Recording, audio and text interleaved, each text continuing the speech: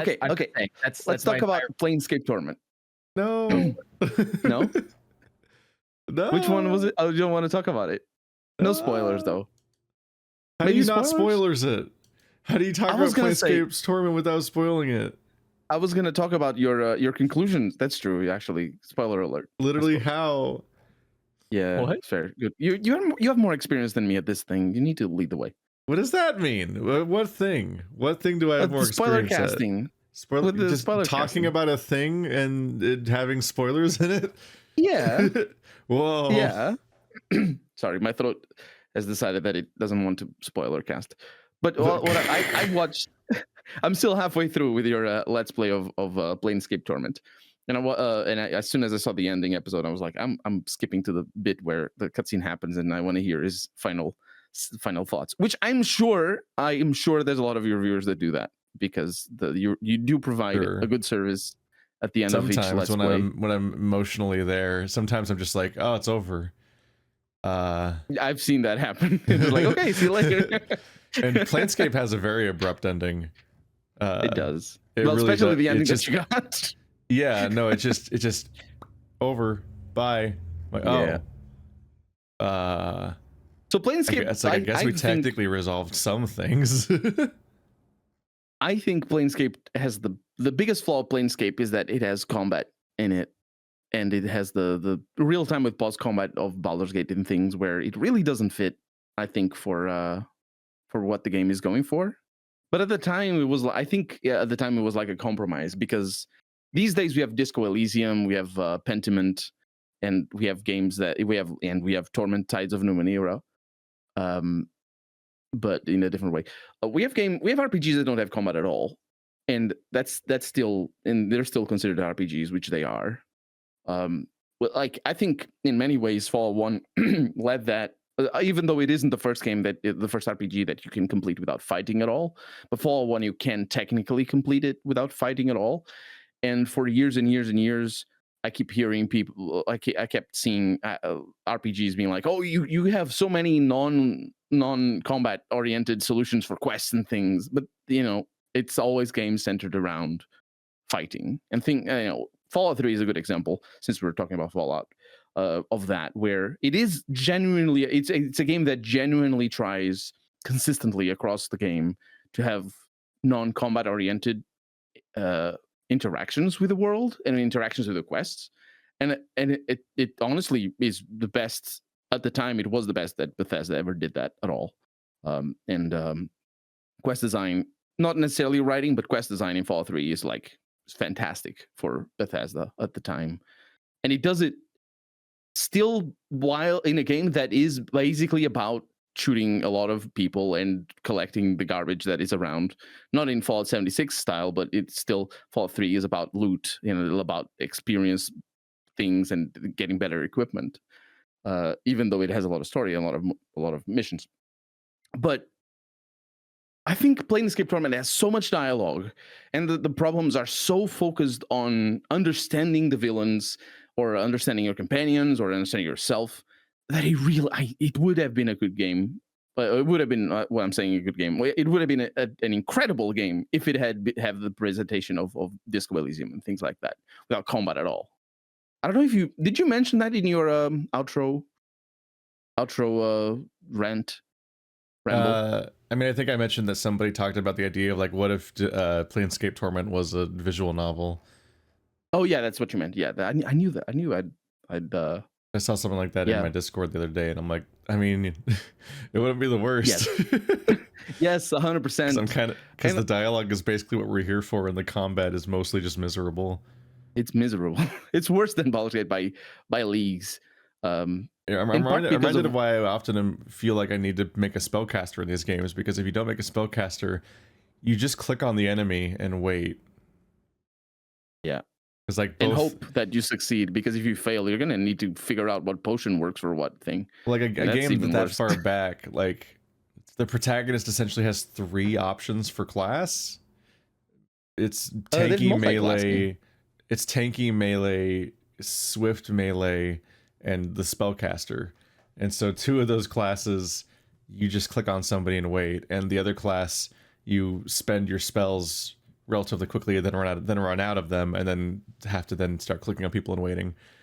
I never learned anything about multi-classing or how that works, or encountered anything about that besides the fact that some of your party members have it. But yeah, I don't see how multi-classing would change the fact that otherwise you're still just 2 out of the 3 classes are just a melee class. Yeah, I don't think I even encountered a ranged weapon. I don't think that game has a bow. I don't remember. I don't think so either. Or gun, or any kind of crossbow, or I think it's literally spells and melee is the entire game. It has one of the most rudimentary combat systems I've ever seen in any RPG. Yes, including ones from back then.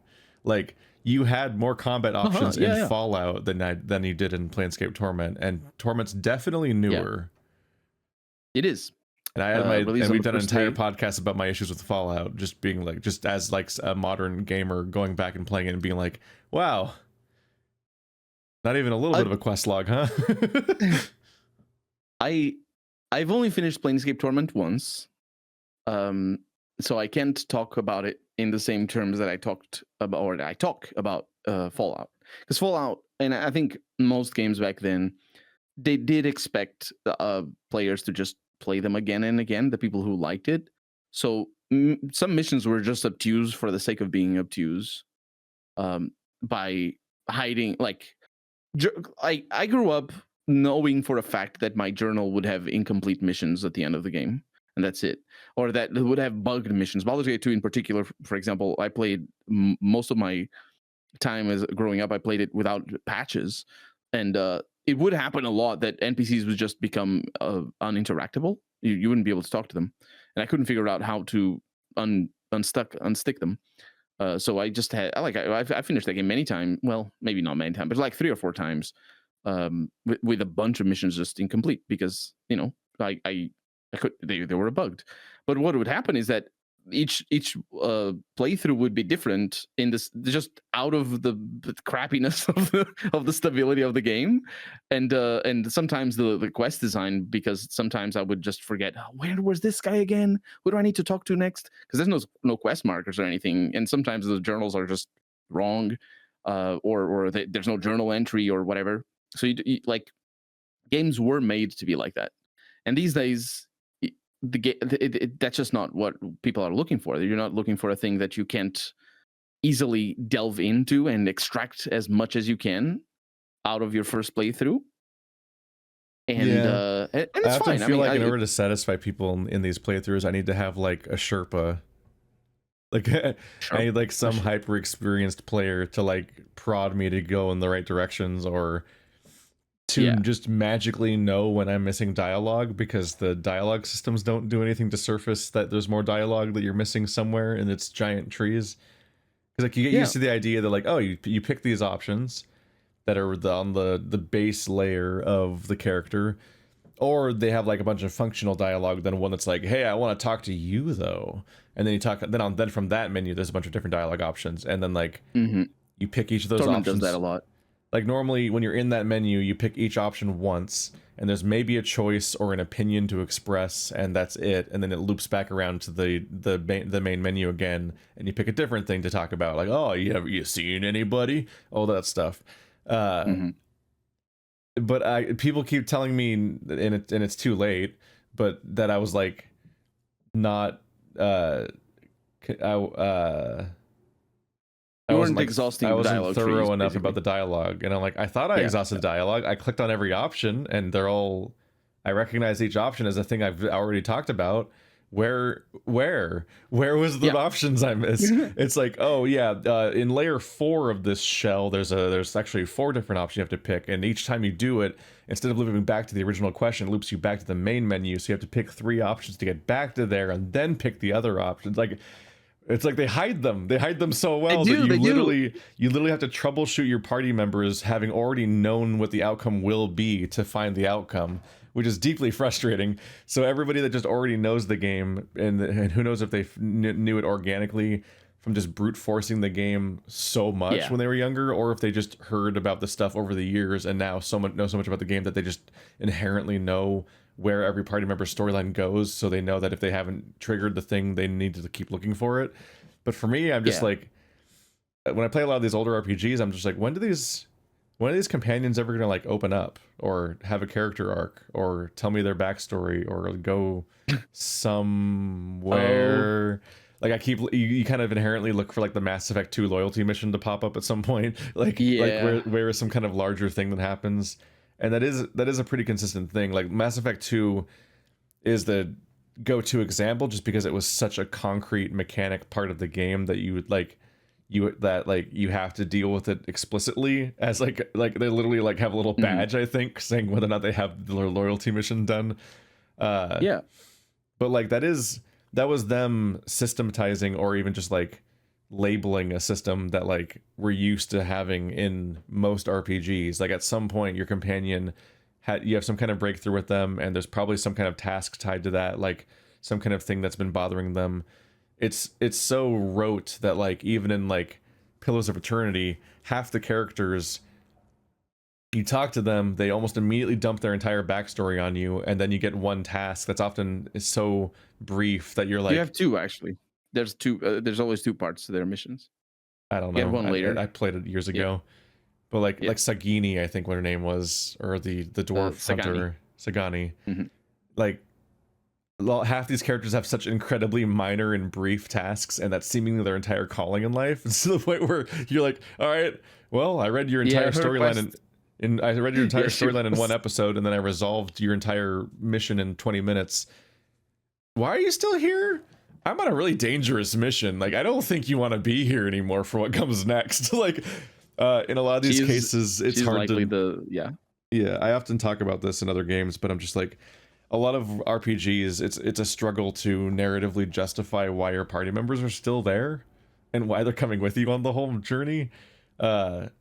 It's very helpful. That's part of the cheat sometimes in having the stakes be the end of the world, is once people find out how fucked everything is, they have no choice essentially but to like come along because they're some of the only people that know about how things are. But like, Mass Effect 1 is pretty decent at organically having everybody kind of wrapped up in the narrative and be characterized in a way that where they would probably care about the specific thing when they got involved in it. But a lot of D&D style like fantasy RPGs, there's a lot of characters that are just like a conduit to their really specific culture and background to exposit that part of the world at you. And then it's often very tenuous what the fuck their actual life calling has to do with going on this dangerous mission with you, if they don't invent some kind of like life debt narrative or something like that. Oh, I hate the life debt thing with a KOTOR. And this is the thing that mostly works in Planescape, is that because in Planescape you're somebody that's looping over and over again, the secret detail for half of your party members is the fact that like their seemingly tenuous reasons for being with you are actually tied to the fact that they knew you before and already like wrapped up in this looping narrative and all that. Yeah. But I found the entire final mission underwhelming, except for the part where you actually get to interact with the other iterations of yourself. Yeah. That's the best part of the whole... Like the puzzle and the horde of monsters at the beginning is just kind of miserable. Yes. Dayanara is one of the most genuinely interesting characters in the entire game, and I like I like meeting her at the beginning. I like meeting her dad, and I like the sensory stone that goes into her backstory and how fucked up it is going between the perspective of the practical incarnation of yourself and her. And I like meeting her at the end. Like, she's one of my favorite parts of the game. But I don't find your mortality to be an interesting villain. Like, I think that the conversation with him is just kind of not very... He kind of just comes across as just a villain in the most generic terms for the most part. And he's not interesting to talk to in the way that your incarnations are. Because he's just not you. Like, he's just not really you, but he's also like a character you're meeting for the first time to fight right now. So it's the problem I have with half of all RPGs is the final villain is a guy you've never met before. I'm like, cool. That's why Pillars of Eternity does... I think that's what Pillars of Eternity does so well, even though it was going to even do it better because they had a different plan that they had to cut short. It's just the sort of intertwining the final villain into a big grand narrative is so difficult And it's not even about being difficult. It's very limiting to the type of stories that you are capable of telling. Because the story of Torment in itself is kind of vague. It's kind of like it is not a game about the main story. I think it's a game about Torment's weird. It's a cool game, but like it's so wrapped up in existing D&D lore and stuff like that like I felt like I was missing out on a bunch of information that was required to actually get what it was going for half the time. Like at some point someone told me that every party member is inherently an inversion of what they're supposed to be. Like it's like a critique or a response or an ironic take on like their class or background or species or whatever, their race. And I'm like, well, that's bad news for me because I don't know what the fuck those characters are. Like half of the characters I met, I have no idea what the baseline is for people like them. And you mostly never meet people like them in a way where you get an understanding of what they're normally like compared to that person.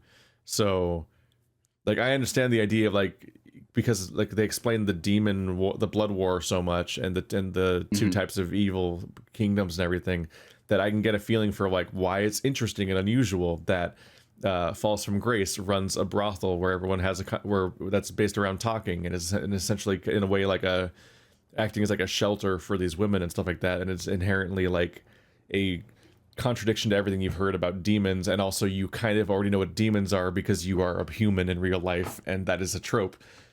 But I have no concept for what Dacon's people are like. They're completely almost incomprehensible concept. They're absolutely buck wild to even hear about. They literally are a thought-driven universe where their thoughts become real or something, and you never see what their kingdom is like or see what most of them behave like. All you know is that whenever you encounter anybody that's from that part of the multiverse or whatever, they probably attack him on sight, seemingly, or they're pissed at him. But that's not very informative about what they're like overall, so I don't know how he diverges from that stuff. And you just meet him in a bar randomly, so it's just and all you have to go on is his description of stuff, which he mostly doesn't want to tell you. So I'm just like, what is this guy's deal? I don't really get it. I really liked his dialogue, honestly. It was very whimsical, not whimsical, but like evocative, I should say. But I also didn't get the nuances because I'm not a D&D lore nerd, or buff, I suppose would be the correct term. But like, I think that's the biggest problem of Planescape Torment. You just mentioned meeting him at a bar. Stuff like that is just because it's a game rooted in D&D tropes, for one, but also in gaming tropes. Like you have to have the top-down perspective kind of forces big maps and open areas and freedom to talk to everybody. The thing about like talk to everybody is at the time Planescape Torment was released, is still completely down to the player to know in advance that you should talk to everybody. That's what you're there for. And these days games don't take that for granted. They sort of depend. Well, it depends on the games, admittedly. But a lot of games will make some kind of attempt to surface characters that you're meant to notice in some way, instead of just being like, here's a cloud of identical character models, find the one that will talk to you. Yeah, especially party members, because like the game does that for I forgot her name, the tiefling, and of course for Mort. Yeah, you're required to recruit Mort and Anna. Yeah, but he doesn't do that for many other characters. Well, at least before you leave Sigil, like you can just ignore Ignis or ignore. Oh yeah, because you never need to go in that. You don't need that bar basically, and that's where Dagon and Ignis are.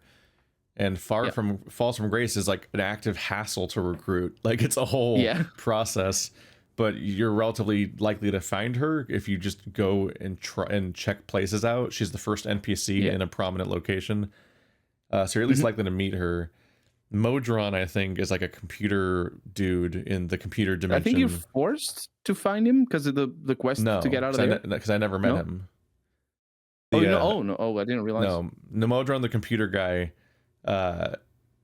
is inside. I used him to get out of there. He's like in a parody of Cube, of dungeon crawlers, basically. Like he's a parody Like his I mean the Modron Cube itself is a parody or a riff on like disposable, repetitive, combat-based encounters, which feels like a kind of little biting commentary to come from a game that itself is, at least for the time, was probably leaning away from combat and towards dialogue more than usual. But in the modern context of going back to that game, yes, so much Planescape is absolutely full of completely disposable combat that doesn't need to be there, like all of the constant, like all the bandits and stuff like that, like the freaking mental rats or whatever. The mental rats are barely a thing. It's really just the fact that like because at least when you're at least when you're in a dungeon, you're fighting dungeons and so on. But like the fact that like the fucking camps are just full, the city is just full of thugs constantly attacking you all the time.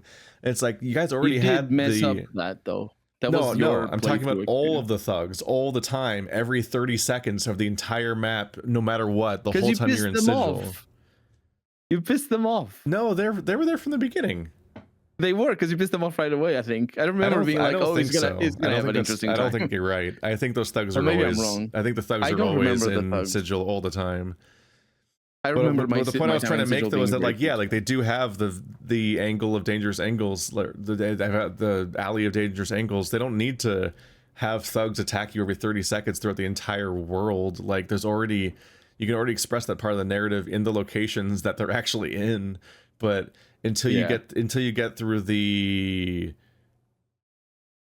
alley of lingering sighs, the fucking thugs attack you continually until then, and then they disappear from the entire. Maybe that's why I don't completely disappear. Yeah, I think I'm. Oh yeah, because you did go in a different direction for me. I went there first, I think, and that's why I got the rats early. To the alley of lingering sighs first. Isn't it just northwest of the exit of the starting area? The alley of lingering sighs is the place you don't go to until you have already finished the entire dungeon area and recruited Anna, and then she takes you to where she supposedly found a body. That's the main story.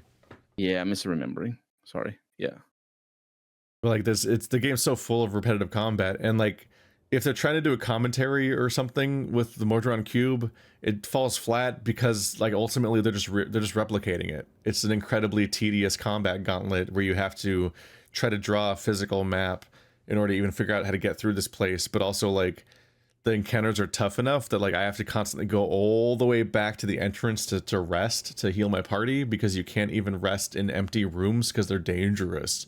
So you have to walk all the way back through the entire maze every time, heal, then go all the way back to where you left off. And I was like, oh, fuck this. this is not fun for me, and it's bad videos for the audience. I don't care. So I just abstractly know that there's a party member in there somewhere eventually, but he can go fuck himself because he's in like he's in some of the worst content I've ever seen. Yeah, he's not a very good party member or interactable character. Honestly, I don't remember him being interesting or very interesting. There's some definitely low aspects. Devastating. Of the game. You would do all that for fucking nothing? For nothing? Yeah, it is very. That's absolutely true. It's not nothing, but it's still like really lame. And it's I think that's the thing with the game. There's some lows to the narrative here and there. Part of it is because it's a game about philosophy in many aspects, and obviously the writers weren't experts in every single thing, and sometimes it's really interesting the way they sort of intertwine this sort of really standard and run-of-the-mill philosophy school into the world of Dungeons and Dragons, and other times it's just expository things about what experientialism is, and it's just like, oh, you're just reading a Wikipedia article at me. Okay, goodbye, Mr. Giant Hammer Man. I don't remember exactly how that went, but that's my man.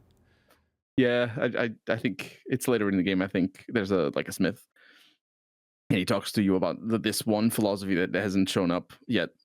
There's a faction also associated with it, but I forget the details. The Sensates? But I don't forget. Yeah, he might be. Yeah, I think so. Yeah, they're probably the single most prominent faction in the second half of Sigil. Second half, yeah. And you get to go to all the sensory stones. The first part of that is cool. The second part of that is not very interesting.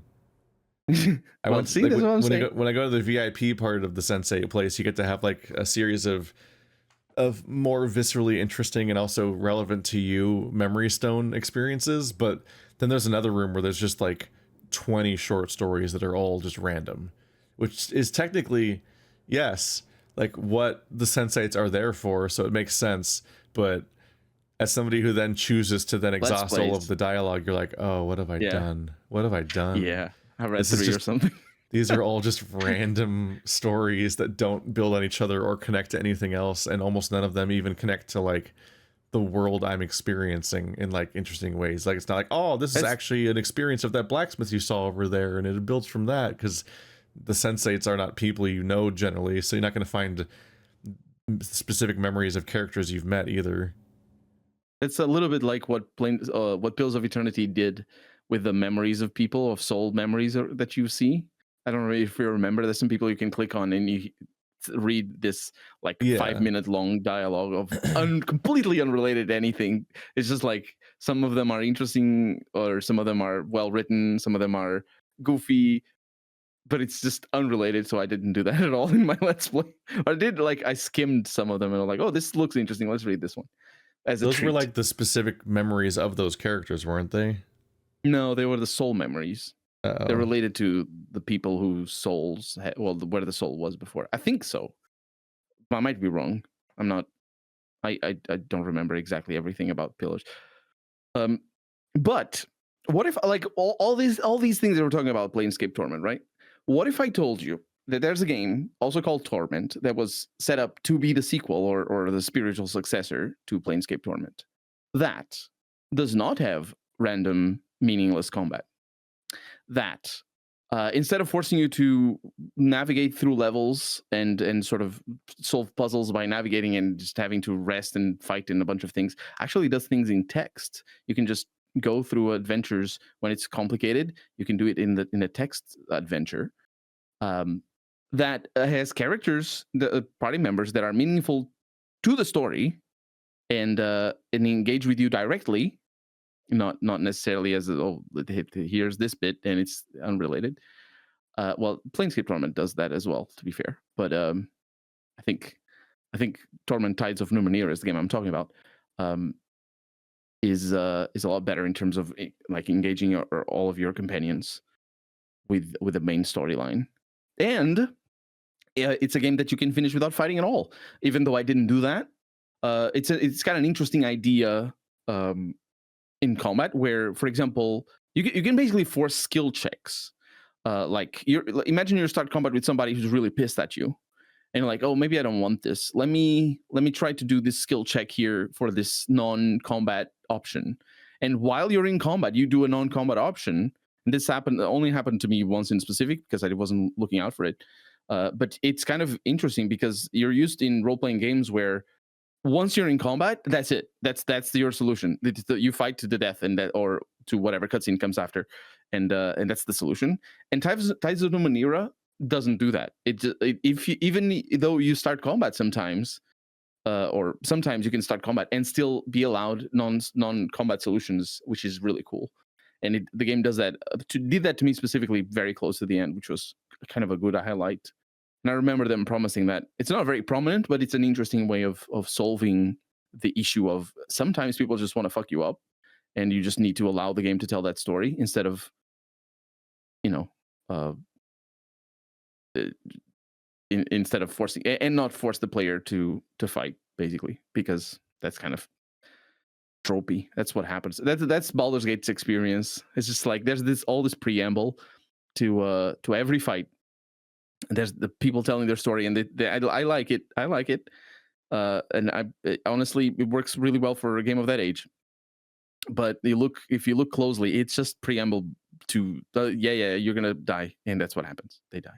There is a funny just kind of a pace to a lot of CRPGs where whenever you meet any kind of major villain, there's like a 1-hour conversation followed by you killing them in 30 seconds or less. Yeah. Well, in Baldur's Gate, it doesn't happen like that. You usually die because they cast the spell that you didn't foresee, so you need to reload. And whereas in Torment, in Planescape Torment, you just taunt them with Mort, and then their AI turns off, and then you just watch people auto attack for a while, and then they die. Yeah, Mort is a great tank. Absolutely, Mort is fucked up. He is also that. Yeah. I can't get over the fact that they had the guy that like in Torment they had the guy who voiced Q in Star Trek play the Angel, who has like 2 voiced lines in the entire game and then doesn't have any more voiced lines, like they forgot. And then he talks for like a half an hour, and my first attempt got really messy because he kept casting super level crazy spells and obliterating us with his overpowered nonsense. But then the second attempt, I just taunted him with Mort, and he just auto-attacked for the entire fight. And so it was just everybody beating on this angel like it's the printer from Office Space. And that was the boss fight. I'm like, what the fuck is happening? And that's the last proper boss fight in the entire game. Especially if you mean like... I think so. Especially if you're talking in terms of like having like a party. Yeah, that's for the final boss fight. You don't get to have a party, and so if you're a warrior, the final boss fight is you just auto attacking, and it's like cool. I don't remember. Showdown. Is it not possible to get more people to join you in the last I don't fight? know. I think I. I'm not the person to answer this. I had one experience with this game, and every time I play any older RPG or even New Vegas or someone, everyone's yelling about all of the. Everyone's yelling about the possibility space that I'm collapsing by making these choices, and I'm like, I didn't even know I was making choices half the time. It's just I was trying to play the game. That's normal. People who watch RPGs, they don't know. They don't know the mistakes that they made themselves when they play the game. Yeah, it's well because you only know the dissonance between the playthrough you had and the playthrough you're watching, and how they don't match up. So when you're playing the game yourself, you have zero idea what kind of opportunities you're missing or what possibilities there were, because the game doesn't surface them, which is the problem I'm facing as the blind player, where I'm like, how would I? It's like I made a post parodying this in my community tab, like, I don't know, 2 weeks ago or something. Like, what did I fucking type? It was stupid, but I loved it. It's like, oh yeah, Fallout New Vegas veteran. As you can see in my spreadsheet I've built over a dozen playthroughs, the optimum New Vegas experience is, me humming to myself, turns left. He just went left? He went left! Shut it all down! Like, I'm just... Yeah. And it's like, obviously, like, what they mean is, oh, I failed in the context. They mean like, oh, I didn't get the exact correct context for this, like, murder investigation and accused the wrong person and fucked over what could be, like, who knows, like, I failed every companion quest simultaneously somehow or something. Like, it's like the level of intensity the responses have at the time. But like, from my perspective, I'm just playing a game and just like, oh, what if I go over here, or maybe I can try this. And then it's like, you have no idea, you've cost the war effort thousands of lives. Like, I'm like, I don't know what's happening. I just killed some big mosquitoes. What are you talking about? Yeah. So from my perspective, it's the equivalent of like, I turned left and that was the greatest crime. Like, it's just surreal to see, like, I'm just playing along, vibing, hanging out in this here Fallout game, and then the videos come out, and then the comments just have a completely different experience.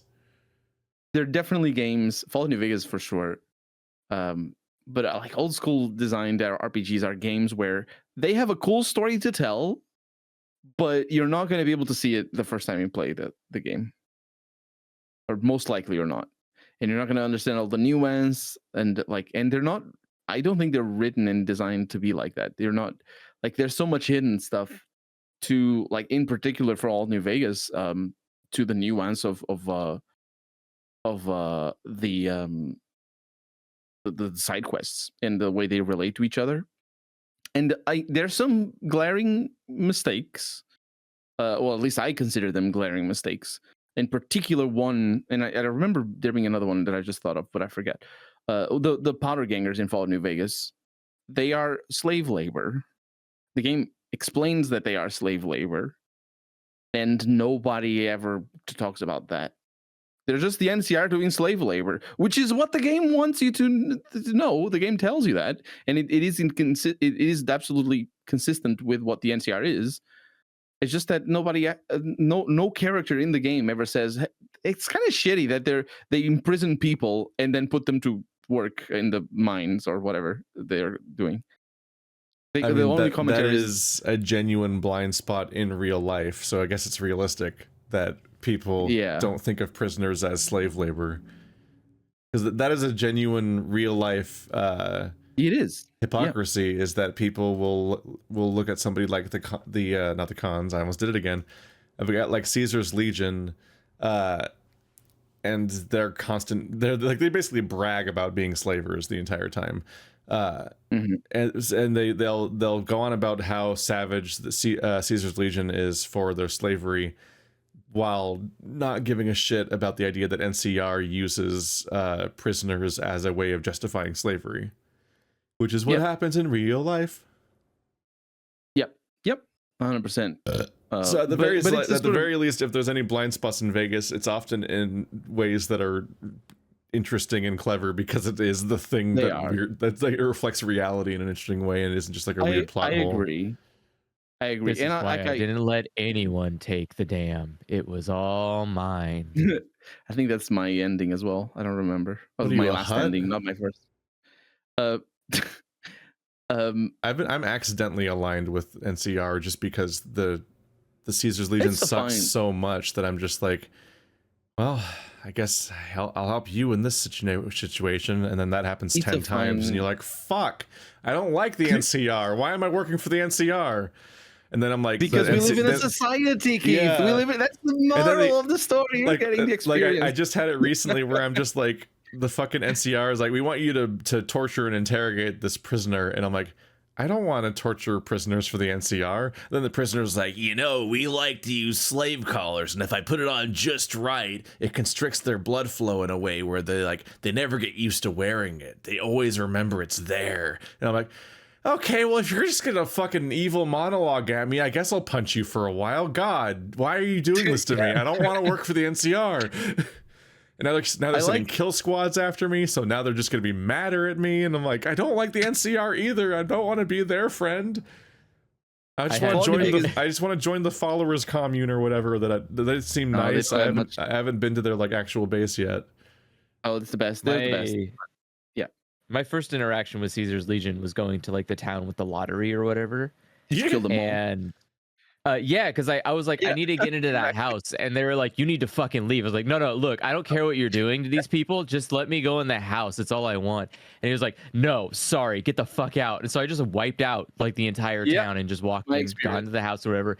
And then you cut off a couple hours later, I'm just like doing my business, I'm having a good time, and I was like, what the fuck are those weirdos doing down there? And I like bring out like my little binoculars, I look, I'm like, wait, are those like Romans? What are they dancing around for? And then I noticed they're like walking towards me slowly, like, and it's just like a hit squad. It's just like a hit squad there to kill me forever. And I was like, oh, I guess I have to deal with this now. And so I just like beelined it over to Caesar's camp to wipe them out immediately. Just like I had to get rid of it because it was like such an inconvenience to have people just like I'm just in the middle of doing a quest, and I'm like, hey guys, how's it? Get him.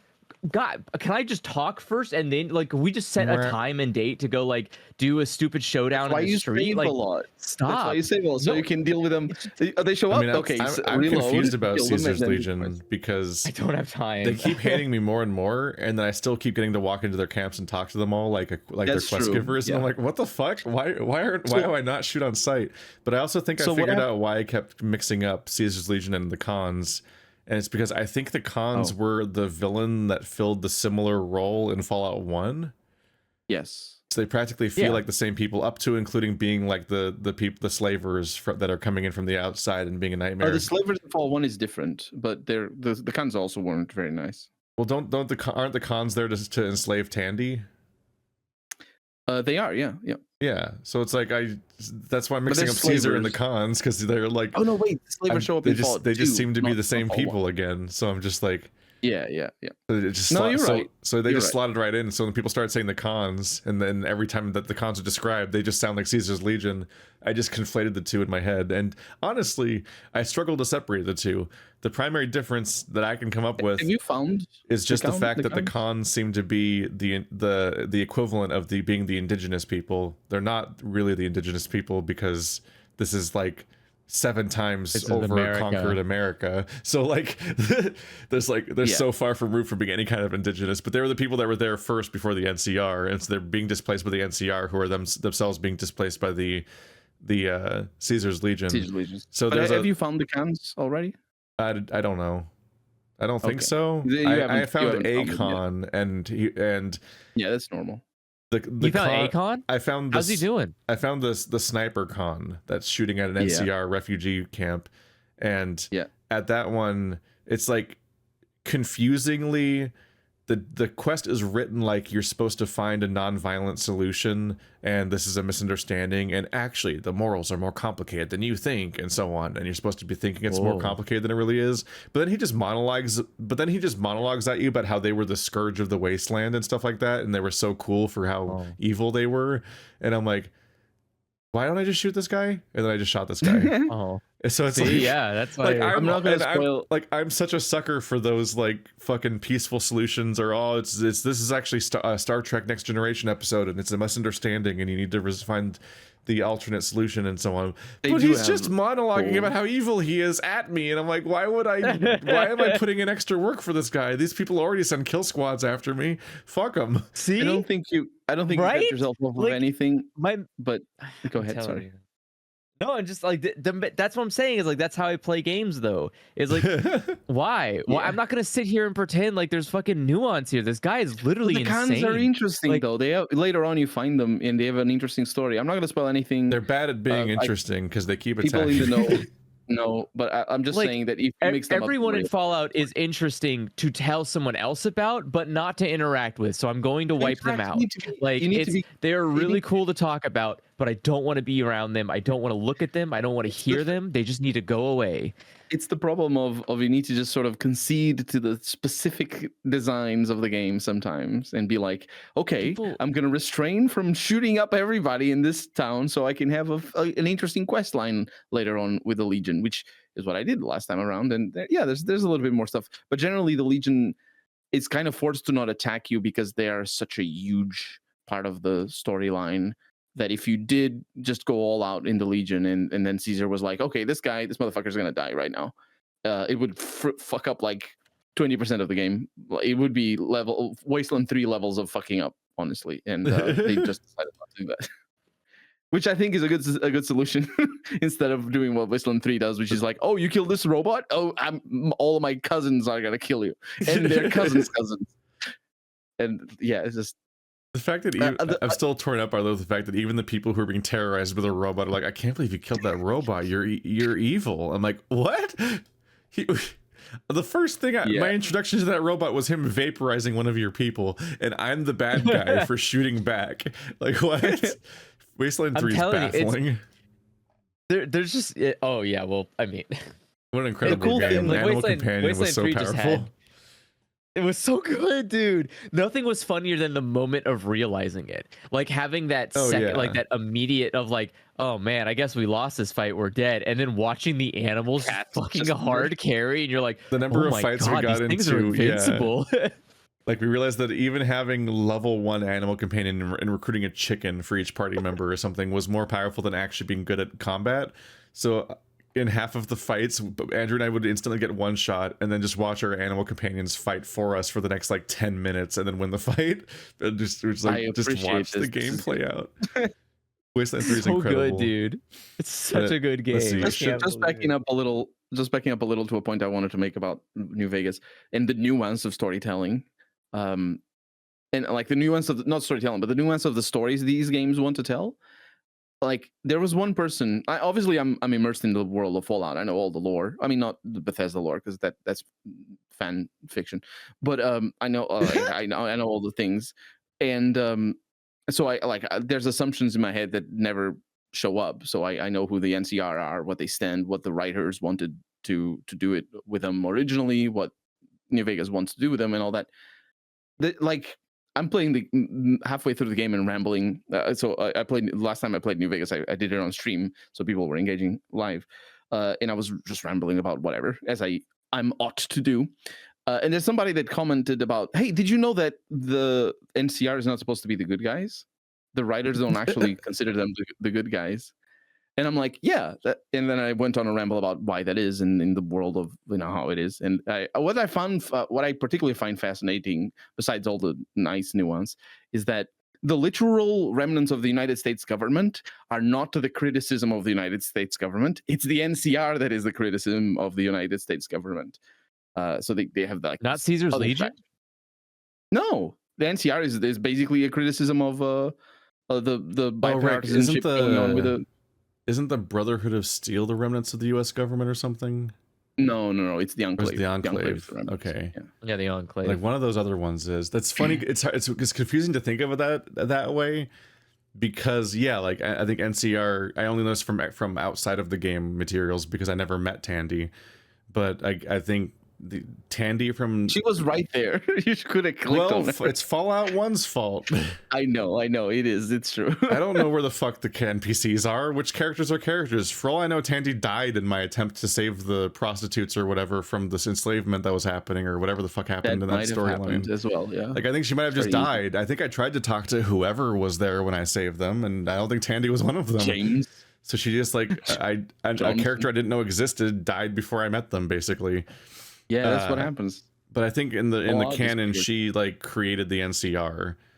So which is confusing because like if there was any faction in New Vegas that I would think was a remnant of the United States government, it would be the NCR, both because they act like they are and because they're basically named that. But it's just, and also like it was just started by some people one day. Yeah. The flaws of the it's mostly, I think, because the flaws of the NCR are the satirical flaws that you'd put on a criticism of the United States government. And Fallout 2 doesn't do a very amazing job of doing that, but it is still there. The sort of detachment from the politics and the day-to-day life, it's still there if you look for it. And the corruption, specifically the corruption with the people who give you money, like in particular Fallout 2 is the farmers. And so the sort of buddy lobbying relationship with the government and stuff like that. So it is the theme of that. But New Vegas just goes all out in that sort of criticism. There's so many side quests related to the NCR to show consistently it's about how bad they are, or no. I mean, sometimes about how good they are, because there's good sides of the NCR, obviously, but even then, you might just be of the opinion that those good sides are not good and they're bad. So it's still, what I'm trying to say is the side quests of the NCR are all about allowing the player to be like, okay, I don't like these people or I like these people. Culminating, in my opinion, with that amazing line of we're with the government, for fuck's sake. I don't remember. I remember who says it, but I don't remember exactly what he's talking about. But it's like, we're trustworthy. We're with the government, and he's the government of the NCR specifically is just a scientist. And it's an interesting quest as well, because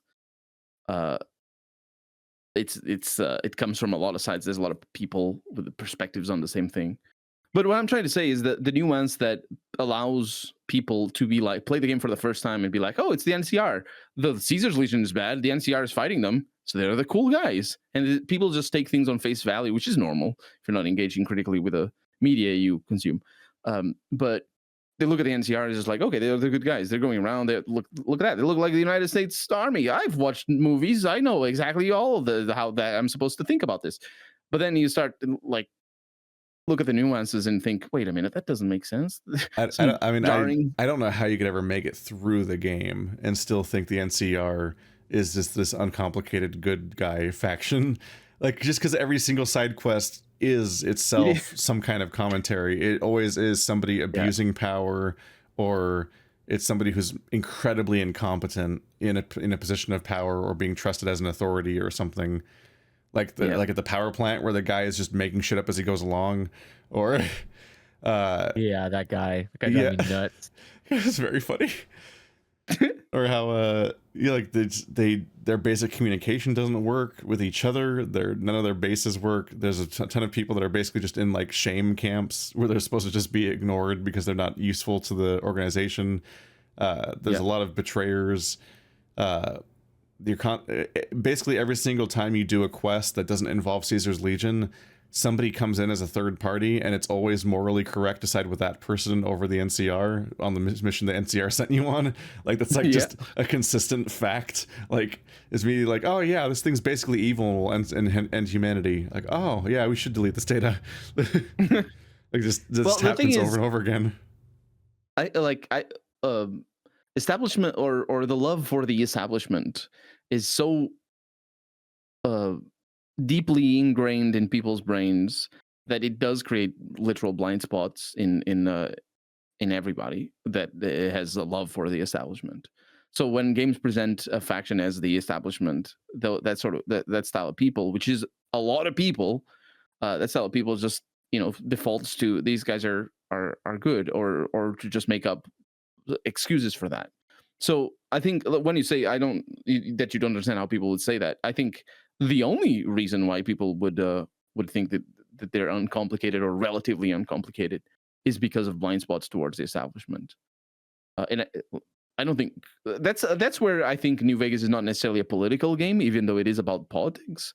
Is because it's not interested in teaching people to look beyond their preconceived notions of who's right and who's wrong, and it presents criticisms of things in real life as wrong or right. But if you're a person who just likes it like that, if you know what I mean, you're gonna come out of the game thinking, the NCR is good. They're actually right, because it does happen though. It's like Mass Effect. I have a read on Mass Effect that the writers of the game did not want that read to exist, which is that the council is bad. There's many points. It's not just one thing. One throwaway comment is, oh wait a minute, there's this thing where they specifically exclude entire, not just countries, but planets and planets of people based on their race from actually having political power. It's not that one aspect. It is that aspect as well, very much so. But the council in general is bad, and the game just thinks of it as good. And to the point where in Mass Effect 3, I'm having a lot of fun with Mass Effect 3, but mostly also rambling at it. But there's this one thing where it's like, it's always the same. The council is always the same and whatever. And I'm like, yeah, that's why I blew them up. They came back, motherfuckers. Just because the game is so married to the notion of keeping the establishment, or what when I say establishment, what I'm saying is the state of things, keeping the state of things as they are and preserving the status quo. The Mass Effect is a game married to that, and there's a lot of games married to that. Of the restoring things to what they were. This big monster comes out from space and attacks this thing. Let's restore it. There's this whatever, the mass relay thing, the red mass relay, there's bad things back there. Let's prevent them from destroying the things that we are as they are. The main story of Mass Effect is about preventing change. Obviously, the change being mass extinction, but still, what I'm trying to say is preserving the status quo is a really powerful thing. And sometimes you just have the wrong read on your story. In Mass Effect, I think, has the wrong read on specifically the council.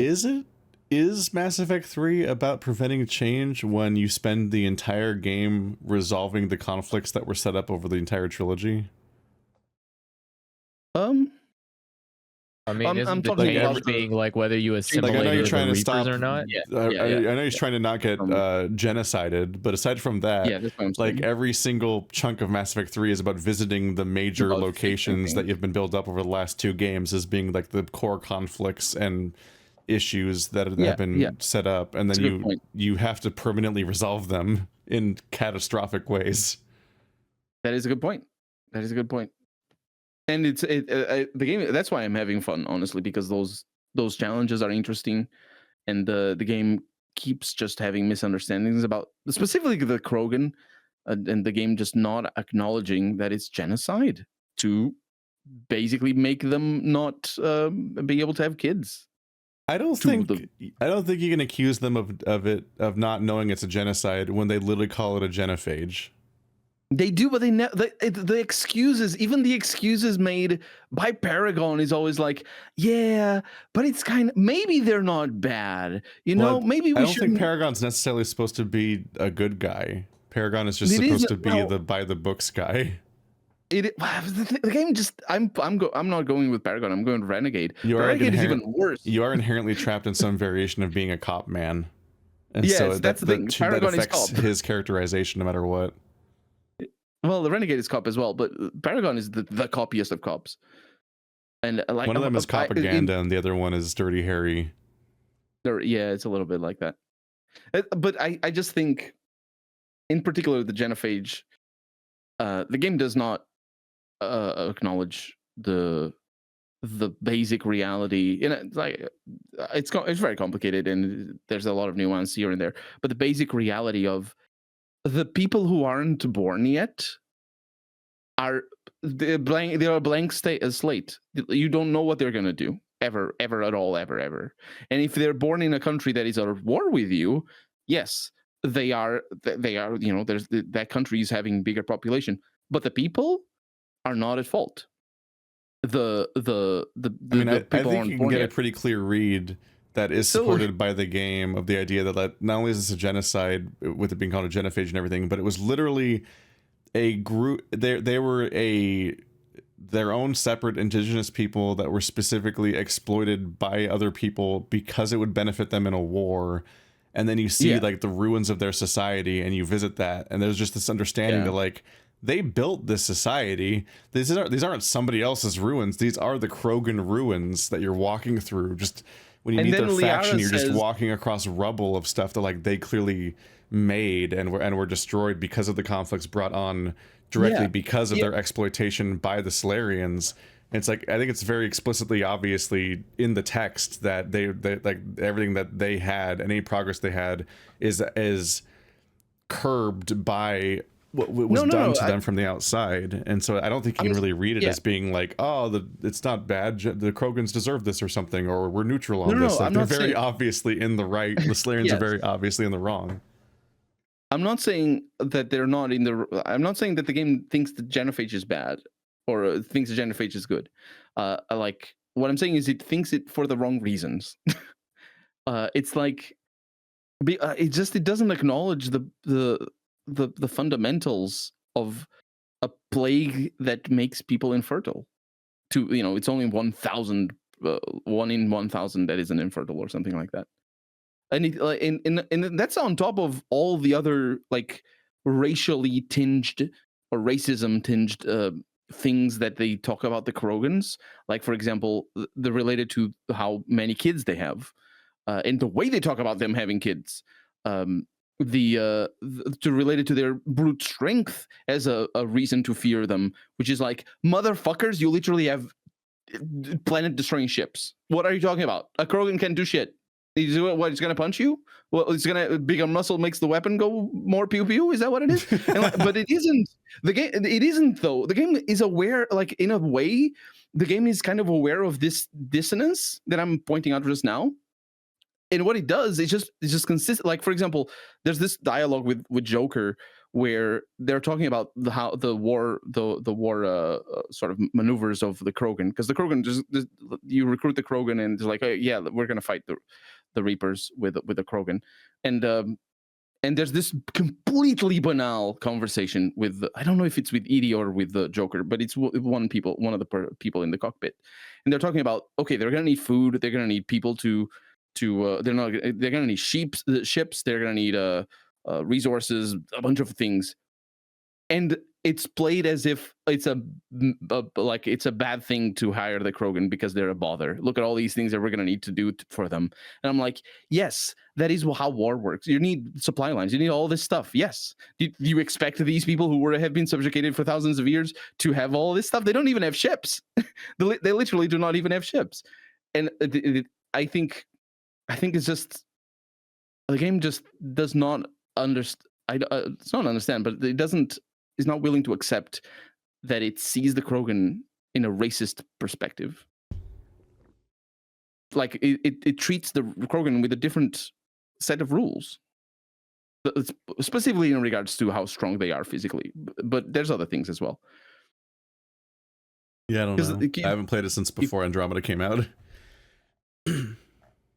Yeah, it's been a while. I mean, I am going out of my way. Well, it's not going out of my way, but I'm making a conscious effort stay stuck to this sort of prism on that game. And so I'm looking out for stuff. I'm picking on things. I'm like, oh wait, what did you say there? What was that? And then sometimes it's really, really minute things, like the sort of undertone of this conversation that we're having that is banal, but you're like, wait, why are we having this conversation? What is the point they're trying to make? And just sort of I'm picking up on this stuff and I'm criticizing it very, very aggressively. But I'm having fun doing it. But it's still all I'm trying to say is that nuance can happen without the author's intent. And like, this is not a call out on the authors of Mass Effect. It's like, I'm not an expert, so all I'm saying, I'm just some fool. Don't, if you disagree with me, it's totally fine. But what I'm trying to say is that, you know, unless you're like interested in this sort of discussion about racism and ingrained prejudices and stuff like that, you're going to write stories that just reflect society as it is. And the Krogan, and especially when you're talking about interracial wars and racism, because Mass Effect does talk about racism, just does it in a very ham-fisted way, because the writers didn't really care to learn about that, because you know, you need years to learn about that. Take that, Drew. Damn. Wasn't Drew Capsaicin? I don't know who Drew is. I think it was the writer of Mass Effect. Oh, I don't know. His name is not Pepper, though. But it's also like the work of so many people that sometimes, like, for example, Ashley in Mass Effect 1, the racist person, like she conveys this sort of very ham-fisted anti-alien perspective, where you're given a chance to agree with her in, like, with mittens, and just like, yeah, you kind of have a point there, or you can just call it, yeah, what I'm trying to say, like, kid gloves. That's what I was trying to say. Because you either agree with Ashley and it's like, you kind of have a point, but we sort of need them a little. Let's not change the main storyline, okay? Or you just call her out on her shit, and she just sort of changes a little. Eventually, Mass Effect 3, she's not even racist anymore. It's just like different. She has the best makeup. Well, like, I tried to make my character have like normal. And then Ashley shows up early in the game. Are going. Ashley shows up right at the start of the game with looking like she's freaking out of a L'Oreal or whatever advert, and I'm just like, motherfucker, why does she have the best makeup? But whatever. What I'm trying to say is that's the Cerberus. Oh wait, no, she's not Cerberus. Never mind. No, yeah, she's and the racist lady. She wasn't racist anymore. It is kind of a little like that, yeah. But I think, like, Ashley, it kind of plays as if the racist, but not anymore. Dragon. It kind of plays as if they wanted to have her in the game, but not address that thing that they talked about in the game. So it is literally, and suddenly she's not racist anymore. Like I am mixed up on that a little bit, because I feel like Ashley is in that scene correctly predicting the plot of the Mass Effect trilogy, and is sometimes, I don't remember if there's other context to it that drives it harder, but I feel like she's being less racist and more just realistic about what it's like to be the new, essentially like the new nation in this intergalactic like civilization, and how the moment things go bad, they will look out for their own instead of your civilization, which is what happens. Like she's just in that conversation, she describes the plot of Mass Effect 3. But the reason why that works is, for one, because the game is not aware of its own inbuilt racism, and so it falls on the same traps. So when the racist says, "Hey, this is going to happen," the game ends up actually making that happen, because it's the worldview of the people who wrote the game. Not calling them racist or anything. It's just sort of like ingrained in the thing. Because the what you're saying is, you know, people looking out for their own race only happens because the council as an institution is racist, and it maintains that racism, and it doesn't give power to the people, and when it does, it's based on their race. It's just obviously in the racist system like the council, the civilization is organized in a way that keeps each individual intergalactic civilization, or whatever the right terms for the stuff is. I'm getting that intergalactic civilization is somehow both those words were wrong, but whatever. Each faction is kept as its own separate faction, even both inside and outside of the council, based on how their overall everything is organized. It's why I feel like people are a little too hard on Ashley, because I'm like, she's just having a correct read on the setting that she's in. She's just correct in that conversation. She is, but like the point of her character is to be the racist, though. Yeah, but also like people. But how is she being racist? She doesn't like show up anywhere. She's like, ew, gross, Krogan. I'm just noticing that every single player individually calls her out as being the racist, but then does not have any usually does not have any larger response to the game she's in that where everything she said was right. You're right. But what I'm like, couple that with what happens with specifically the other guy. I forget his name. The honcho man from also Companion. James? Is that even a character's name? James is from Mass Effect. I don't know. James is Mass Effect 3. In Mass Effect 1, there's is it Hayden? It is Hayden. Yeah, it is Hayden. Caden. Right? Or is it Caden? That's the one. He died. I killed him. Or whatever. Yeah, of course I'm gonna save Rex. Or whoever. That's not the choice. It's Caden or Ashley. Caden or Ashley. Rex is literally just a skill check. Skill check, there it is. If you're not charming Ashley enough, you lose the best character. Damn. Yeah, that's true. Just like real life. At least I killed Morden on purpose, so that was great. Why? What is Morden is the space Nazi. He's literally the person who created the Genophage. But he sings a funny stage play song. How bad could he be? No, it makes it. He sang "Springtime" for Hitler. Thinking Nazis is worse. But no, just sorry, not to distract myself too much. Couple that what you're saying about Ashley. That's true, yeah. But couple that with what you're saying about Ashley with Caden, and Caden has this dialogue. I think I've talked about it in the podcast before, but he has this specific dialogue where it's a kind of a throwaway dialogue where he talks about having the experience of accidentally killing a Turian in the academy, because whatever academy he went to. So apparently the Turian was just being a dickhead, according to him, and he punched him, and by punching him, he killed him somehow. It's explained in the storyline. But he specifically says, Caden says, I didn't kill him because he was a Turian. Or I didn't attack him because he was a Turian. I attacked him because he was being a dickhead. And the game shows a complete lack of awareness that sort of argument it's not actually an excuse for that argument doesn't work for excusing racism, because it's like if you are predisposed to seeing Turians as dickheads, or if you're racist against Turians, then yeah, you're going to think of him as a dickhead a lot faster than a human, and you're going to punch him. You're not going to punch him because he's a Turian. You're going to punch him because he's a dickhead, but it's still a racist reaction. And the game shows no self-awareness in that. And it's like one of the classic, so easy to tell things that racialized people suffer from is being the biases that would lead to those kinds of reactions. Yeah. And the people who do those reactions are not even aware, and they say, "Oh no, I have a black friend. I hate black people." I don't know, man. Taurans were responsible for the fucking bad part of 1, and they were specifically the ones telling me that it couldn't be them because that guy's a good guy. Maybe they're not the best judge of characters or people. Maybe this is an example of Andrew being racist. Saren being single-handedly the fault of the Turians, apparently.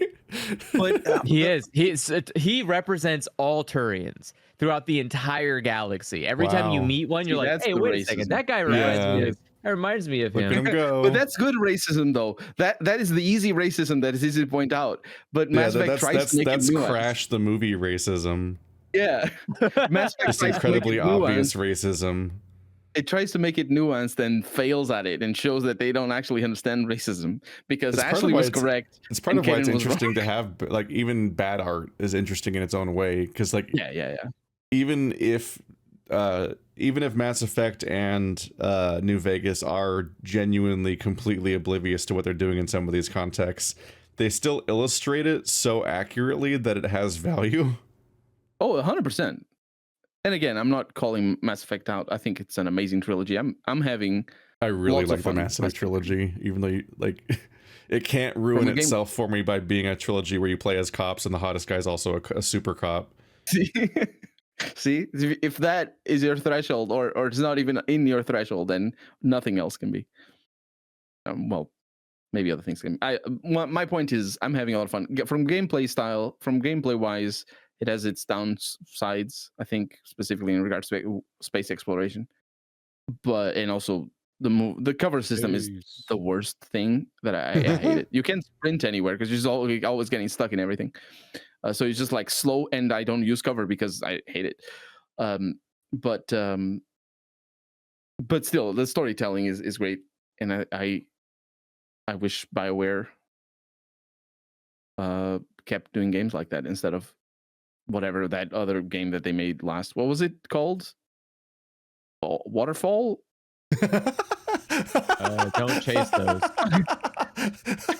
Space Jet Simulator. What was it called? Waterfall. I never played it. Anthem? Do you know the one? Anthem. That's where did I get Waterfall from? Waterfall. It has waterfalls in it. Waterfall. I mean, it does. Yeah, it does have waterfalls in it. You're not wrong. Probably. Yeah, I mean, I can confirm it does. I can confirm it does. I'm just saying that's not what you see most of the game. I would probably say like mech game or maybe Space Iron Man, but like I would not say waterfalls to describe Anthem. I never played it, so my perception of the game. Yeah, I just said I did. Why are you ignoring me? Why would you play Anthem? I beat Anthem. You don't even like regular BioWare games. Why would you play the obviously bad one? I had a friend who wanted to play it. Ew, he had no one to play it with. Friends. So I decided I would. Yeah, gross. Oh, right? oh man, Andrew, I got no friends to play Fallout 76 with. I already played Fallout 76 with Mandy. What the fuck? Stop! I can play Fallout 76. I just try, asshole. So that's the line. You'll play horrible games for your friends, but you won't play them again. But I do think BioWare will never make another good game ever again, as long as they're. Jesus! I mean, the signs are not good. They've had two horrible games in a row, and I don't really care about the company split between the two developers or whatever, because it's not a company. They're still being controlled by the same publisher that's going to make them make these horrible choices. But it isn't a company split. It's just a trademark thing. It's just another studio that they made, and they happened to call it BioWare something. It's nothing. I don't mean. I'm not going to be super negative. I'm just saying that I still see Andromeda as a bad sign for BioWare, even if it technically wasn't BioWare or whatever the fuck happened by the end. Oh, I see. Like, I'm still like, this is the incentive structures, and this is the poor management and decisions that are being made here. Yeah. It's Electronic Arts. It happens to every studio. And it's just the nature of a big corporation trying to make money. They murder a franchise by making a Mass Effect Andromeda or a Dragon Age or a Dead Space 3, and then 10 years later they're like, "Oh, return to the roots of the legendary franchise we always loved and didn't think needed to be butchered to be saved financially. Here's an amazing remaster of the first game because we love it so much and respect its legacy, so much so that we sank the franchise by meddling with it in both cases and every other case." Yep. I can't wait for when EA is like, check out our amazing remaster of Skate, our favorite franchise ever. We didn't tank at all. I think they did Skate. I'm not gonna say that BioWare will, or that Bethesda will never release a good game again. I will say they will never release a good game so long as Todd is still running the damn thing. You're thinking Bethesda or BioWare? Because those are different companies. Bethesda. BioWare is the same difference, though. No one talked about Bethesda, you fool. You absolute nutter. You madman. But still, it's the same criticism. I was thinking of Fallout. The system that drives their game design is flawed, in the sense that it's not meant to make interesting games. It's meant to sell. And like when you think of the original Dead Space, whoever came up with that idea, maybe they had a demo where, this play style is really cool. Grotesque monsters in space. And they like the car crash victims in space. They got really quiet. Did the call drop? Anything like this? Oh, Oh, Did Discord just die? Okay. I think Discord just had like a yep. yeah, there it no. is. I was like, damn, no one liked my joke.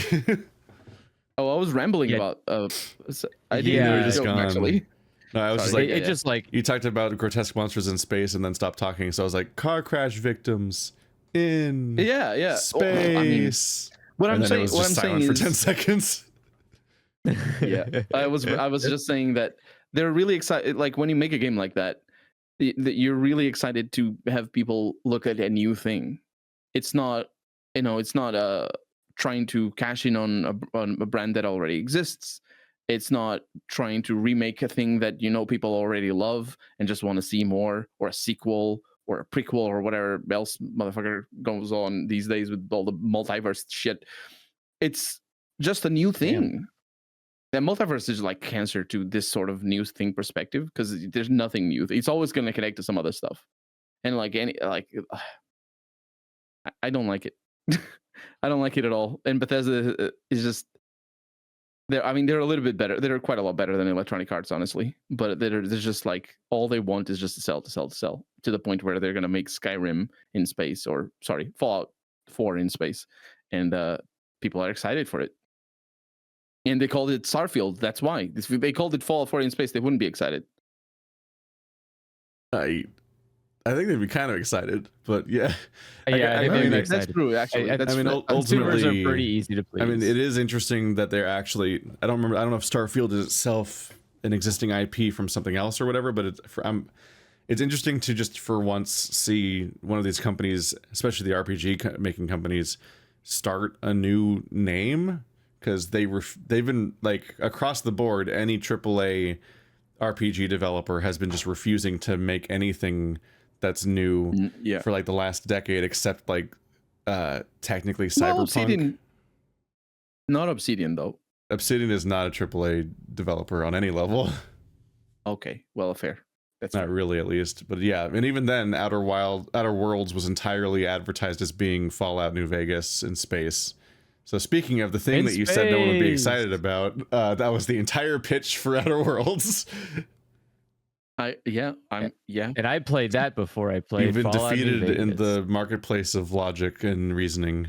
Or I guess before I beat. And Pillars of Eternity. I expect my check in the mail. Pillars of Eternity is just Baldur's Gate 3, so there's that. I defeat myself. Everyone is as well. It's so uncreative. I cannot believe this. Yeah, because that's the struggle. Is like every single AAA pitch for an RPG, because RPGs are so high risk because they're just a lot of work.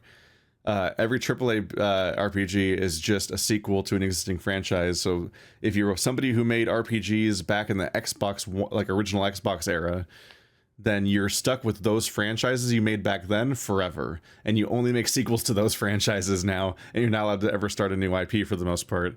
And if you're a more indie RPG developer, that means you have to kickstart all of your RPGs. So they all have to be promised to be like most Kickstarter projects. They have to be promised to be spiritual successors to a thing people already like and feel underserved about. So it's always like, here's Psychonauts 2, here's our take on Baldur's Gate 3, here's our take on Fallout in space. And then that other company is like, here's our we're gonna make Shadowrun and stuff like that. It has to be like it's all follow up on specific nostalgic vectors. It's never like, here's my brand new idea that's completely untested, support it so new things can happen. That is not how Kickstarter works either. That sounds scary. Why would you do that? But Tides of Numenera is kind of a little like that, because it's a new rule set. Tides of Numenera. Did you just say to me? It's a new rule set because of the Monte Cristo tabletop games. Like it doesn't use D&D at all. It's a completely different system. Should I tell on Toaster? You wrapped it back around the Tides of Numenera, and I'm like, ha ha ha. I've had his DMs open about Tides of Numenera ever since it first got brought up, and then we fucking went off into space on topics, and I was like, no, I can't talk about this. Sorry. But you can't know. I talked about how like you guys have diverging opinions on this, so I like a month ago I was like, I still gotta do the Fortress of Regret, I think, and then I'll be done with Planescape Torment. And he's like, I don't remember how long the fortress is. I remember it being pretty short. But basically, the last third of that game just blends together in my head. I played Torment as part of this genuinely insane franchise run where I played almost every major Infinity Engine and Infinity Engine-inspired CRPG in a row. I burnt out after Torment Tides of Numenera because it sucked so hard. And so I responded, lol, opinions are so divided here. And he said, it might have gotten slightly better than when I first played it because at release it was a disastrous mess. But its systems blow ass and its writing isn't good. It's also not even remotely a good representation of the tabletop system it uses. Skill checks are completely randomized. Most of them can be redone on the spot. So you can just click until you get past things. It also has, without a doubt, the single worst boss encounter I've ever played in a video game. So I said, time for you and Colonel to battle it out in the next podcast, which obviously didn't happen. He said, it will be a boring conversation because it will be mostly just me saying Torment Tides is a half-finished game that doesn't even use the Cypher system well and has a bunch of half-baked mechanics that and was also not really finished by the time development ended. And him probably saying, yeah, but it's good. Yes. I think so. Well, I think in regards to the writing, that might be the biggest or maybe the only point of contention. I do remember one particular boss fight was pain and crashed, and I didn't enjoy it very much. But I thought the writing was consistently great, in the sense that it was utilitarian enough that it wasn't just, oh, I'm seeing this writer like putting out words and justifying their paycheck, and some like sometimes it wasn't that, but for the most part, I'm fine. For the most part, it was utilitarian enough where basically it kept things moving forward, even though we were just stuck in an hour and a half dialogue with the same character, and we were just hearing about these new things, and it was interesting. Rin in particular was a tremendous. I loved her, and she had a very straightforward storyline, and she sticks to my mind. But there's even bosses that have very flowery speeches. Like this one boss, I forget his name now, but there's this one boss where he's just sort of like is addled and just sort of confused about things, and he's so much. And at first I was like, my initial reaction was like, oh, this is kind of boring because it's just saying like I get this guy already. I understand who he is. So a 30-minute dialogue of sort of mixed exposition, mixed playing the madman sort of trope is going to get old very fast. But I think in that particular instance, and it might not have been the only time, because I was actually saying things out loud, I started to see where the writer was coming from for that guy. And he just sounded like a heavy metal lyrics to me. He wasn't rhyming or anything. It wasn't like he was just saying things, but it was just such a metal character in terms of like his perspective and just sort of attitude. I was like, man, this guy is really great. And I ended up, it is like a half an hour dialogue before a boss fight. You can skip the boss fight. The non. Well, that game is the just boss fight after a half an hour dialogue. What? Yeah. That game is just dialogue throughout. It's more of a visual novel than anything. But what I'm trying to say is because I was saying his lines out loud, I understood. After like maybe 3 minutes, I understood that his character was just sort of like an exercise in just sort of flow of a very sort of straightforward trope. And in particular, that was like, wait a minute, my original predisposition for this character was completely wrong, or at least from my perspective. And so, yeah, maybe it is because I just say everything out loud and it's just engage with the dialogue different. But I remember enjoying the dialogue a lot. And in those games, the biggest fear is that it's just flowery for the sake of flowery, the writing, because you advertise the game as having 700,000 lines or however much it was, because it was something to that extent. And it took me 100. Actually, I should look it up. But to my mind, sapphire orbs glimmered in the dying sun. What? Just flowery language. That sort of, yeah, it's the purple prose sort of thing. The game took me 124 episodes of half an hour each, more or less, to finish. And this was on release, so I haven't gotten back to it. since. So we're talking like 80% of the time is just reading dialogue. And that would be 60, is around 50 hours of reading dialogue, which is a lot, right? But maybe I was wrong. Maybe the writing is not good.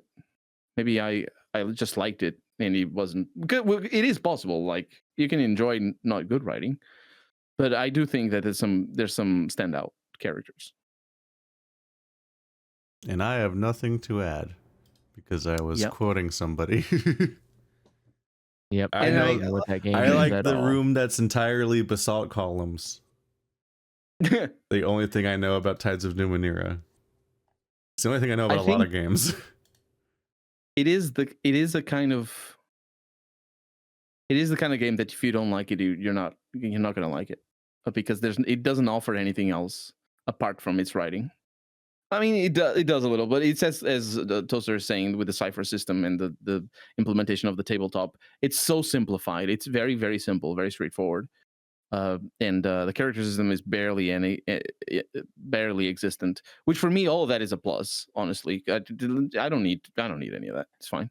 Just might as well not even have character level ups or anything. Which it doesn't have level ups. That's right. That's just like a huge bonus to me, honestly. When an RPG doesn't have level ups, this is like, I mean, come on, how can you not love that RPG? And it doesn't, as far as I remember.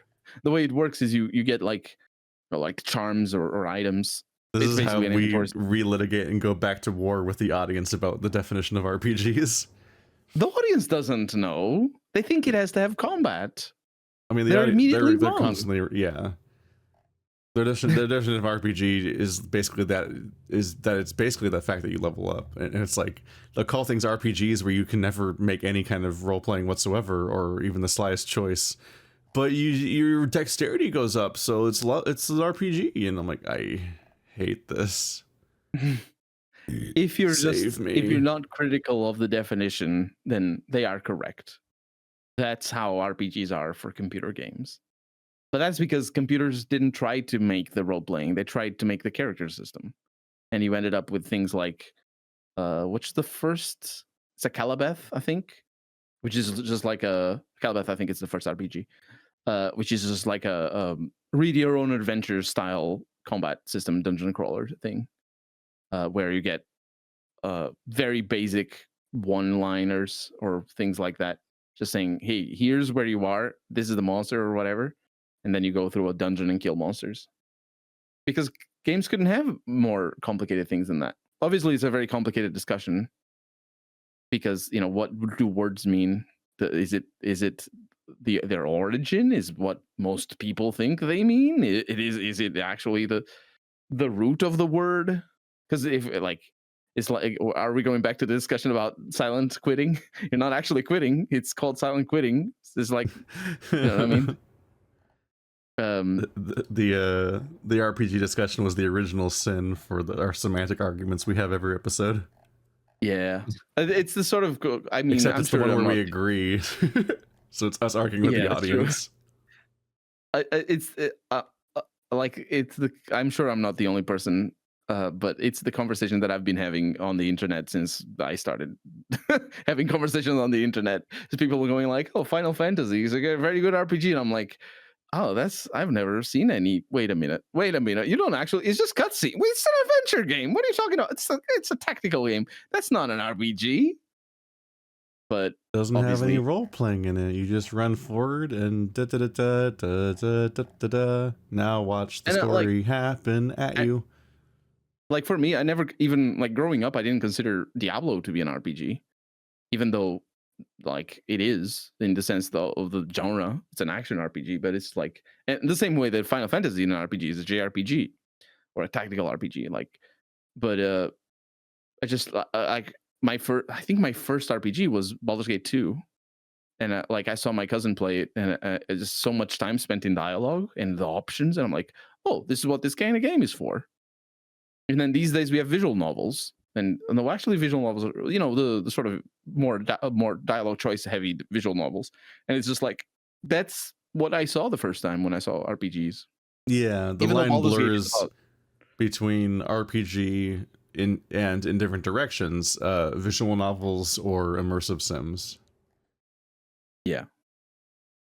It's actually relatively rare to find an immersive sim that doesn't feel like it counts as an RPG, especially more than JRPGs do. Well, they were invented to be the next level of RPGs. They admit, I mean, not in those words specifically, because they were sort of like the Deus Ex was the thinking man's Doom. I think it was advertised as. So it wasn't The actually thinking competing. man's Doom. Yeah, I think it was the trope. I wasn't around, but I've seen What the stuff like fuck? it was the thing. Like if you're just you're some kid, you play Doom, but if you're like actually, if you're the smart one, you play Deus Ex, because it's still a shooter, but it's like, oh, you got all this stuff going on, which is, I mean, I like Doom, but I can see where they're coming from with that. But what they ended up making is because of just the inherent design of allowing player choice, they ended up making the next level, or trying to anyway, the next level of role playing, which is I think it's a dead end though, unless AI evolves so much where we can finally have proper choices like a tabletop. And even then, it's just going to be, because it needs to be a simple game. It can't be like, by definition, an immersive sim has to have immersive graphics. So we're never going to get there, I don't think. Damn. I don't think that's really the point.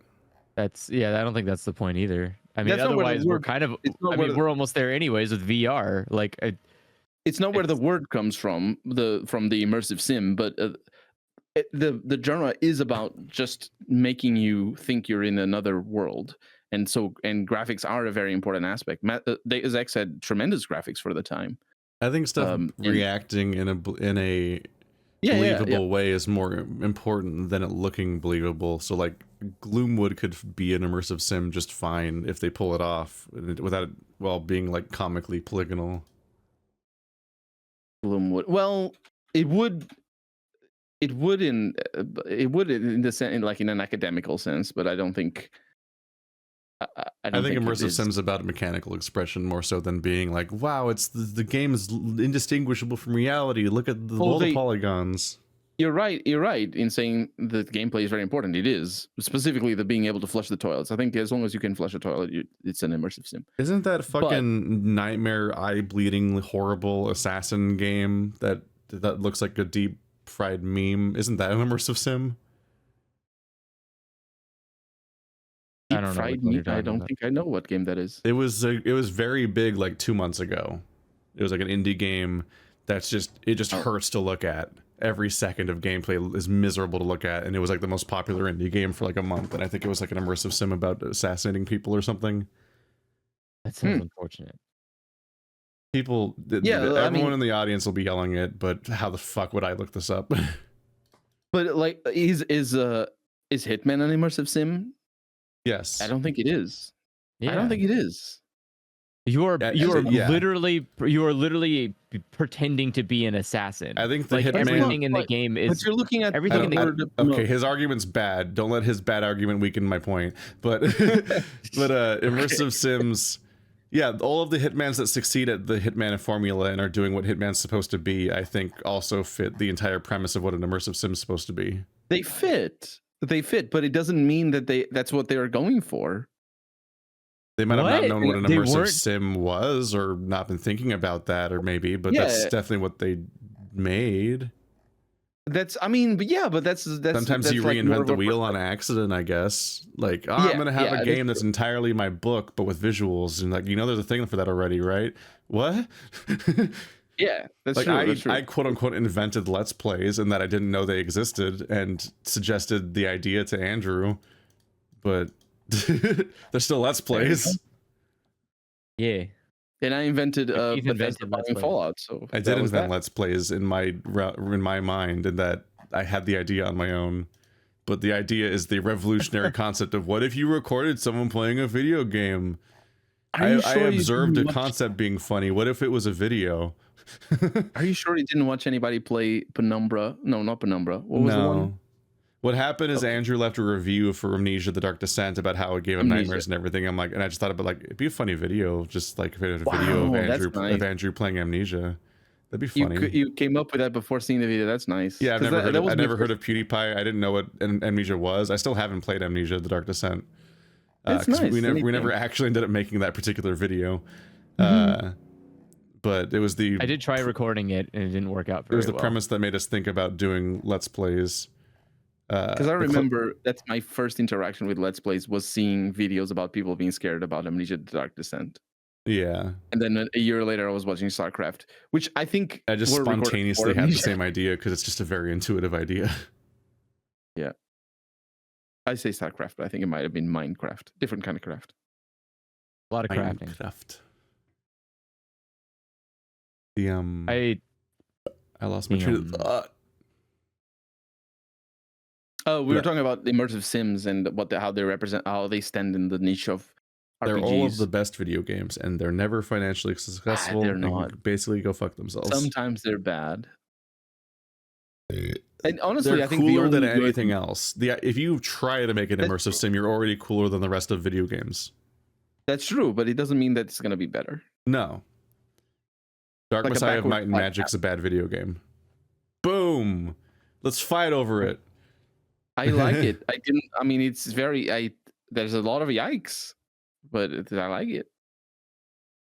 That I was so disappointed when that game turned out to basically just be like, as far as I could tell, was like, and maybe there's just way more interesting expressions that I never found or whatever, but like, it definitely just felt like when I saw all the promise of like Bulletstorm and how it's supposed to be so cool and quirky and crazy, and then like 80% of its supposed inventive kills are you just kicking people into spike walls over and over again.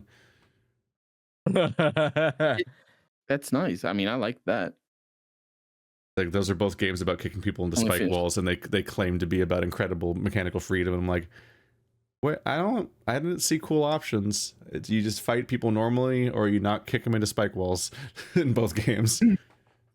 Yeah, but you're being too critical. Though. Those are good. But why wouldn't you kick them into spike walls? Exactly. It's right there in the name, kicking them into spike walls. That's not the name of either of those games. It's not Dark Messiah of kicking them into spike walls. That would be a really good subtitle. I'd probably buy that game. I know you would.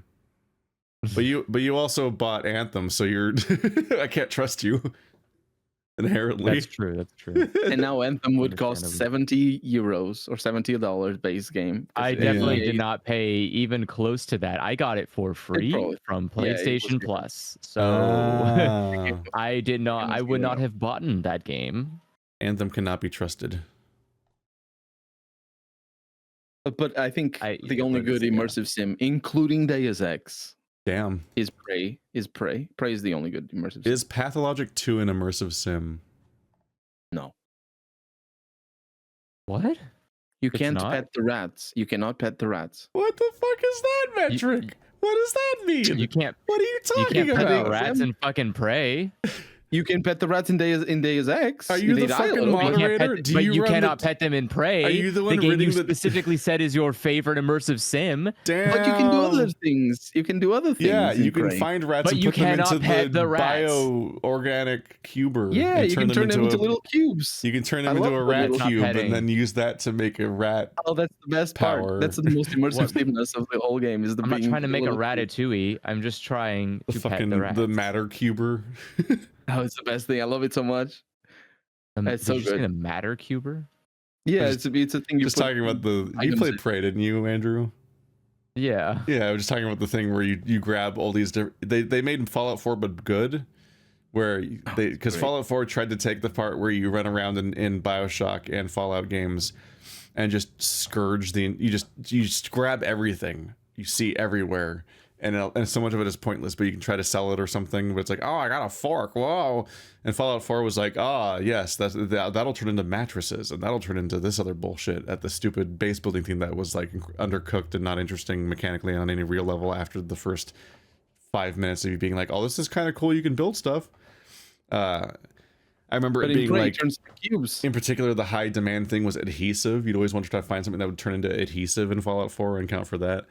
And yeah, in Prey, everything in the game that you can pick up, including enemies, can be turned into specific types of matter at those matter reclaimer recycler things, and can then be reclaimed to be turned into like crafting materials or skill points and stuff like that. And that was just fun. In particular, because then they had the recycling grenade where you could throw a grenade at enemies and turn them into upgrade points. It was just, they made a yay.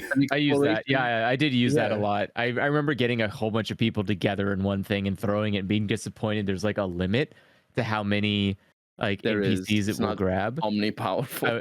I was like, damn, what the fuck? This sucks, dude. I don't want this. I want to get like, I want to turn the entire like space station into a resource. Like, This is my cube room. It's where I keep the cubes. Yeah, but also it's really funny to watch them just sit on the ground. You're like, I can't use all these. I have too many cubes. Like, too many cubes. One of the things that I love about Prey is that it could be better. It's not the perfect game. It could have a better storyline. It could have more interesting combat encounters. You could have bigger world or more well, like there's so many things that it could improve, but it doesn't need to. It's already it's already so good. Prey has a lot of room for improvement. If they make it does. But if they make Prey 2, they have a tall order, and especially considering what they're doing right now and the way they're doing it, I mean, someone else tried to make Prey 2 and it didn't go very well for them. I think at this point they can make Prey 2 and it would probably be like a godsend compared to everything else they've released prior. Dreadful.